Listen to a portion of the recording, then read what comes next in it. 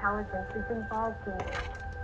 But naval intelligence is responsible for a lot of overseeing of ritual activity in this country. And they are responsible for a lot of this going on. There are other organizations, other agencies involved, but naval intelligence is very involved. We were taken to some kind of facility out on the Nevada desert, and for a long time I thought it was Area 51.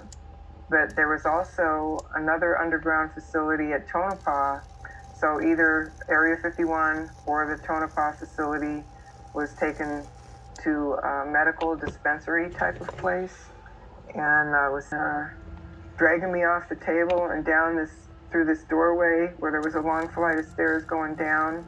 For some reason, I remember it as one long flight going down, not switchbacks, like a lot of store cases are. It was just straight down. They half carried me, half dragged me down those stairs.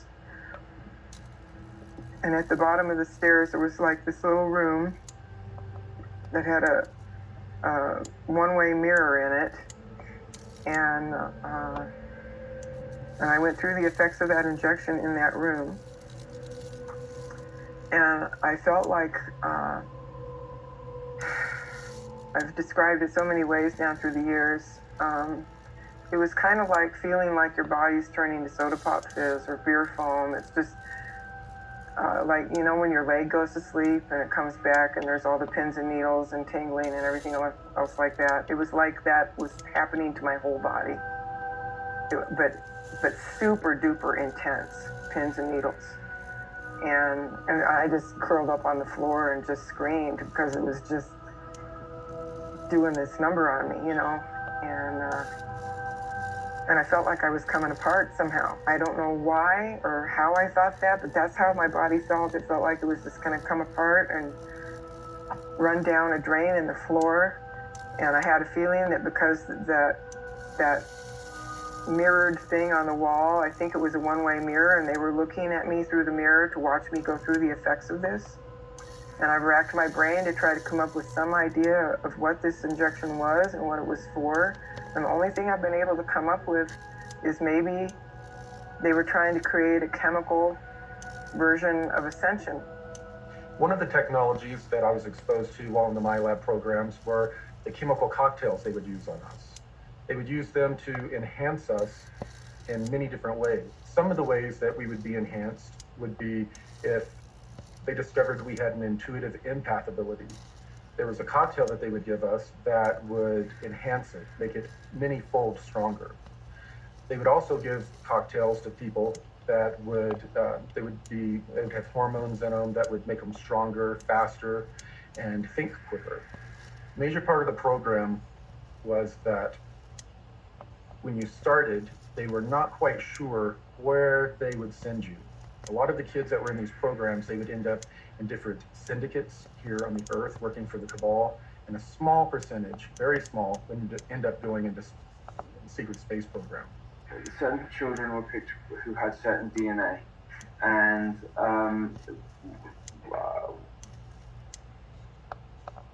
I was connected with that. And what they did was, when we were like 5 and 6 years old, they took us there, and they trained us, and we learned and we trained and we did all sorts of operations when we were there. Now, when I was 5 years old, my parents moved to Los Angeles at the time, out of the blue, and I was living on Sepulveda Boulevard, and the Mars jump rooms for children were on at 999 Sepulveda Boulevard. I now know. So, and I didn't know, so I had these memories before I knew that, this particular information about these Mars jump rooms on Sepulveda Boulevard. It was a lot of training, so say from 5 years old to 25 years old was spent there. And I know some of the people now who are back here, but what they did then at the end of the Mars, at the end of that thing, is they used age regression technology, brought us back to 5 years old, and then placed us exactly back to where we were. The reason so few went into the secret space program was that most of the participants, almost all of the participants, are pulled from various military branches. They bring people in to the military, send them through training, testing, find out where their skills lean, and if they have the fortitude for this type of mission, and then they're invited in or drafted in, and they'll serve a 20-year term. And this is referred to as a 20 and back. And after that 20 years, they're actually age regressed and regressed back in time using the technology that was handed to us by non-terrestrials. And then they were buttoned up in time and placed back in their life. And then they finish out the rest of their military term and then return to civilian life, having no memory of serving in the secret space program. The whole point of regressing people back in time after serving in the 20 and back and wiping their memory has to do with a deal that was made with an extraterrestrial group that gave us that technology.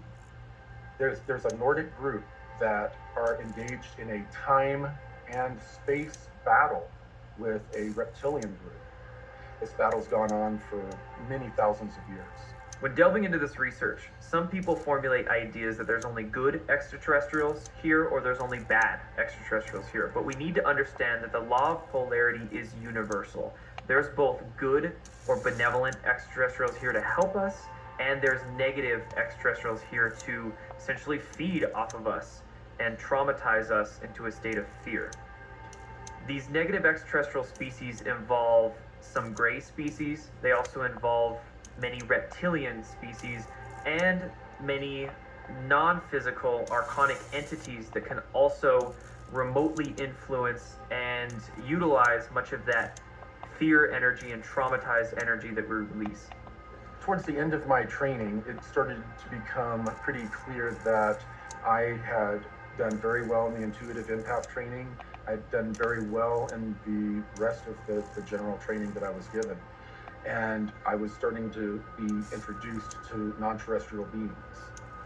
So it became very obvious that I was going to be interacting with non-terrestrials, and I assumed it was going to be in an off-world environment. Little did I know that I was going to be drafted in this program when I was 16 years old. And it was during my Christmas break between the age of 16 and 17 years old. I turned 17 in February. I was taken from my room. I was then taken to Carswell Air Force Base. I was then transported to the moon, where I sat and signed a bunch of papers that were non-disclosures, were just a big stack of papers signing my life away when I wasn't even 17 years old yet.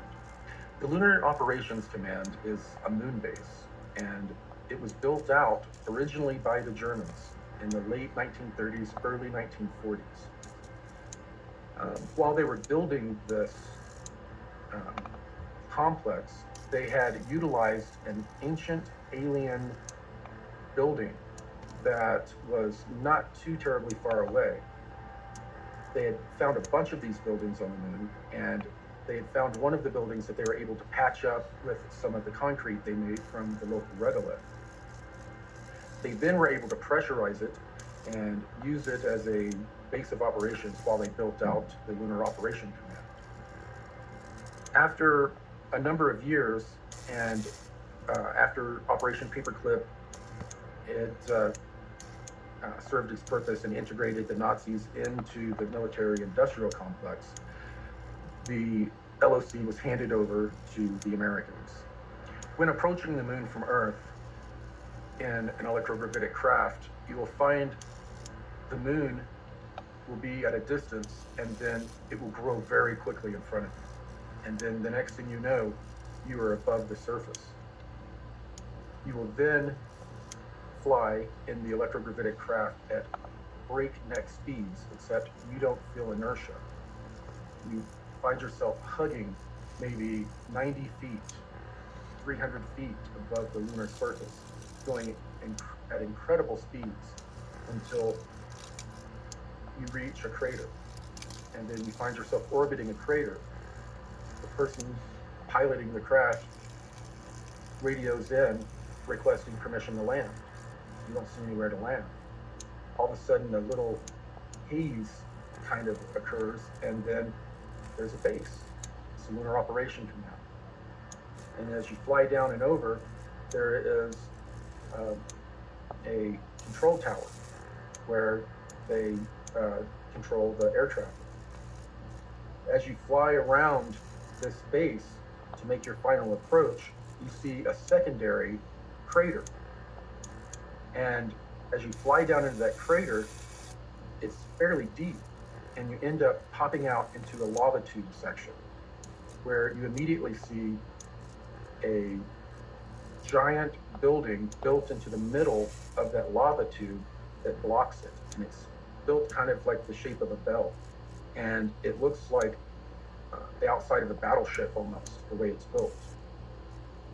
You then fly in and land in the bay, and you're now at the Lunar Operation Command. Well, some of the testimony that's come to me over the last year in particular has been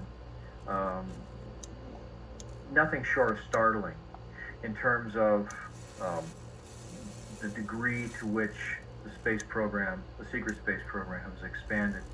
I've talked to people who have said that there is and has been an ongoing extrasolar planetary colonization program that's been going on for decades and decades. I mean, to the point where one of the people who had actually gone, and this was the claim that he made, that he was on a warp-capable spacecraft that went from here to the edge of the Andromeda Galaxy in 20 minutes. And that when they got there, they located at least 8 Earth-like planets in some of the star systems along the edge of the galaxy. And 8 of those planets had human life on them. They were Earth-sized planets with sun-like stars similar to our sun, at approximately the same distances. They wound up using some kind of radio telemetry sensors to determine which ones were broadcasting in conventional radio and television signals. They found 2 planets like that, 2 of which were speaking English. And the minute I heard this, I thought, well, this is complete baloney, or this system, this whole program has been going on for a lot longer than anybody would have dreamed. But he described seeing cities and roads and cars and people and conventional clothing speaking English.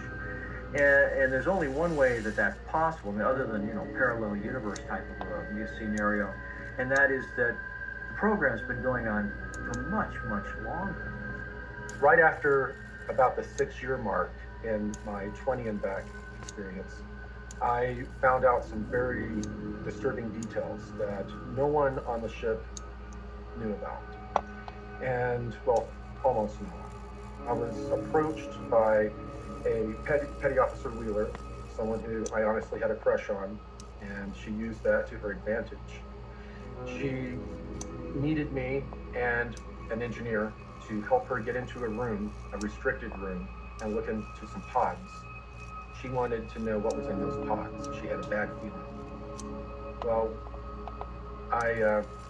we helped her get in, and I was standing watch. She and the engineer opened up one of the pods, and they were cryogenic chambers, and they were full of people that had basically been looked like they'd been filleted and cleaned and sent to the market.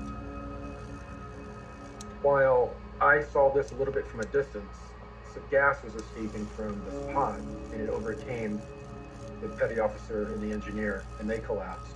And as I was turning to run through the door I was watching through, I collapsed. After I came to in the sick bay, they had explained that the 2 others had died in the accident, and that I was being held for debriefing. I was then debriefed, told not to repeat the information to anyone else. If I wasn't a valuable intuitive empath, my fate would have been much different. So they sent me back to my regular duties and told me that from time to time I was going to be pulled over to work on a different deck on a different project. And this project was basically a galactic slave trade.